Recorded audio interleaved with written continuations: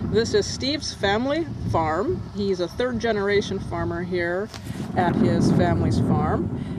I walked the strawberry fields with Steve just a little bit ago, and he told me a great story.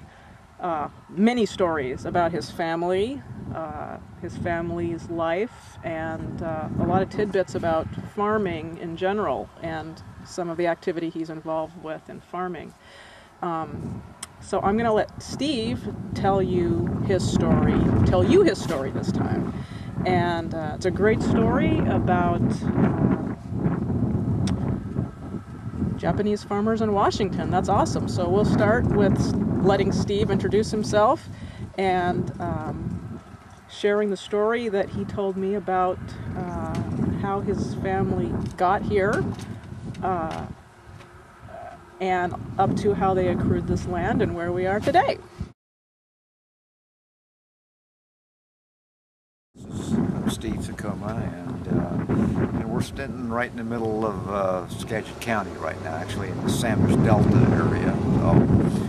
And I guess if you want to look from a historical perspective, you know, our family originated from Japanese immigrants who came here in the late 1800s and initially settled in Bainbridge Island, where they basically were subsistent farmers there for as they raised their 10 children. The first 8 were boys and the last 2 were girls.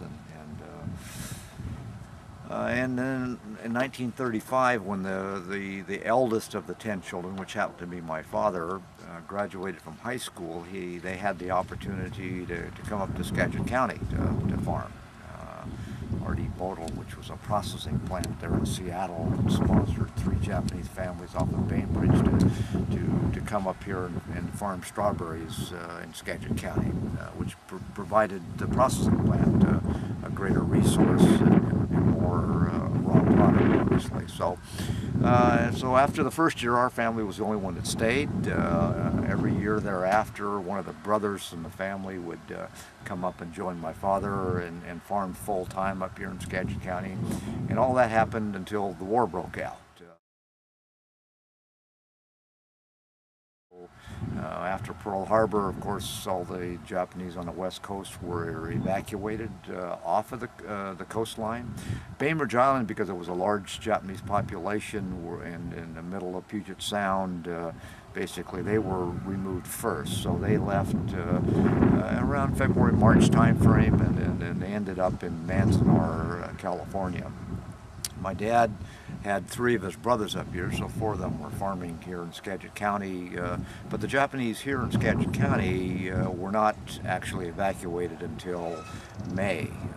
So my dad had the opportunity to get his legal affairs in order and get powers of attorney, and found a farmer that would take care of the land and harvest the crops while they were gone, and then they got it back, all the land back after they got back after the war. So in 1945, the entire family returned to Skagit County, and at that point in time, they started farming basically strawberries, and then they got into the certified strawberry plant business. So that was their 2 major crops after the war. And we've been here ever since.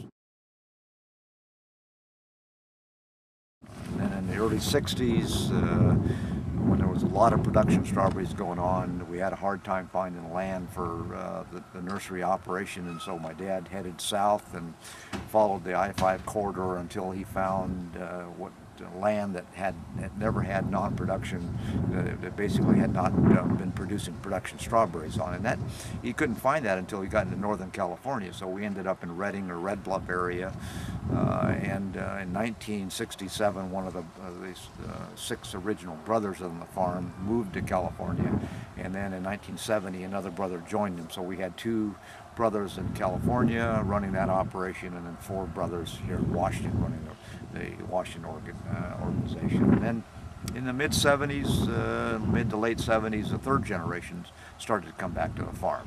And right now we have been able to successfully transfer the business from the 2nd generation to the 3rd generation. There's 7 of us in the 3rd generation that are owners on the farm, And then we've also started to bring in our fourth generation. So my son, who happens to be the oldest in our fourth generation, in the year 2004, actually became a corporate member of the farm, became one of the owners. So now it's our challenge to be able to, on the third generation, to be able to transfer the business to the fourth generation, and that is our mission. That is our target that we're planning on doing, so that we could keep this business in the agriculture arena in perpetuity. And there are challenges with that, but we believe that we can make that happen. So you were telling me that it wasn't always fun to be farming in the family farm, and that you chose to go into the military and stay there for quite a while. Yeah, yes. I mean, my brother, who is the oldest in the third generation, and I'm next, there was actually quite a bit of age difference between us and the next third generation. There's about 10 years difference. So when we graduated from high school and went to college, you know, we did a lot on the farm, and it wasn't all fun. It was, you have 6 bosses, you know, your dad being one of them, and 5 uncles that were always telling you basically what to do. It wasn't what I would consider something that you would want to take into the future, I guess. So after we graduated college, and of course this was in the mid-60s, so you know, Vietnam was going on pretty hot and heavy, and so we knew we were going to go in the Army. I mean, that was just kind of part of the deal. And so we did, both of us did. But, you know, my brother got drafted, I was in ROTC, stayed in ROTC, so I was commissioned out of Washington State University and entered the military. My brother got out after 4 years, and then he went back and picked up a teaching certificate and then taught school for about 10 years. And so he didn't have a strong desire to come back to the farm either. And I liked the military, so I stayed for 26, and then I came back to the family farm after that. So I was probably the last third generation to come back to the farm. At that point in time, when I came back, there were 6 of us in the third generation, and we added a couple, and so now we're at 8. You know, 7 of us are in the third generation, 1's in the fourth generation. But you know, farming's not easy, and I think family businesses aren't easy. I think they're worth it. I think they have a very strong family foundation. They have, I think I would consider us fairly principled and somewhat conservative, but we know where we want to be, you know, 2 and 3 generations from today, and our challenge is to be able to execute that. Well, in Washington, we have probably 1,000 production acres that are actually in production, which means you have to control about 1,500 total acres to keep the rotation going, and we have about the same in California, because the same requirement exists down there in the nursery business as it does here in the production business. So you have farming business in Washington and Washington and California. Well, and actually we farm a little bit in Oregon too. So. On your website, I read that you are a caneberry nursery. Right. What is caneberry? I read Wikipedia or something about a rubus variety. Right. It's basically raspberries and blackberries. I mean, that's the business that we're in anyway. And so we do rootstock, which means that we propagate inside of our greenhouse, tissue culture laboratory, and then we grow them out in nursery fields at a greater quantity. So we're always trying to multiply that number, just like we do our strawberry plants. You know, you certify them, you clean up the stock, you have true varieties out there, and they're all clean stock. They're certified by the state agency in Washington. It's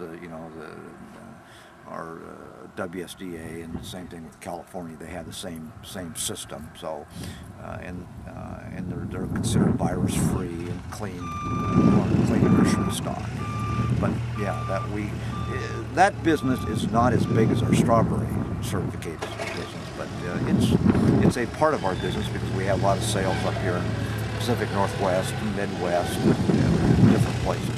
So who's your customer for Caneberry, the nursery, those starts? Mostly, they basically fit into two categories. They're the home gardener that's looking for those kinds of varieties, or those kinds of commodities, or they're the wholesale farmer out there who's planting it not by row but by acres. So you're talking about guys. Whatcom County, which is just north of us, they're one of the largest raspberry producers in the United States. So they're growing hundreds of acres of raspberries. So many of the farmers up there become our potential customers. We have probably lesser acres here in Skagit County, but again, most of those canes come from our stock. And so, yeah, you create a customer base not only in your own local area, but you also do it, domestically across the United States, and some international sales. So those are also out there. Would you say your strawberry crop is your main crop? Kind of your cash cow crop? No, I would say that our strawberries is our signature crop. I mean, that was our first family foundation commodity that we grew, and we've been growing it ever since. And so I'd say, one, we're pretty good at it, but I won't say that it. I can vouch for that. Yeah, I would say that it does pretty good from a cash basis, but probably our largest crop right now from a fruit production is blueberries. So because there's such a high demand for blueberries, both in the fresh and the process arena, is that we've kind of moved and focused on that particular crop, and that's actually probably our priority crop right now. I saw where it said on your homepage that that you're the only farm that does this whole package. Well, I would say we consider ourselves in the small fruit industry a vertically integrated company, which means that we are at the research end of it, we are in the full commercial nursery production end of it, we are in the full production end of it, and we are in the processing end of it, and we sell everything that we produce. So, from cradle to grave, we are. We do every bit of that, and I think that is probably the common paradigm of agriculture now, because you're trying to reduce the middlemen out of any organization, because the margins are not great. So you have to. It's a business, it's a big business that you have to be thinking about all the time. You have to understand, what markets are available, what markets that you can get into, what markets are profitable, and you have to align your business accordingly to that. And so we've attempted to do that. And I won't say that we're totally successful. I'd say that we are reasonably successful at that, and we learn every day.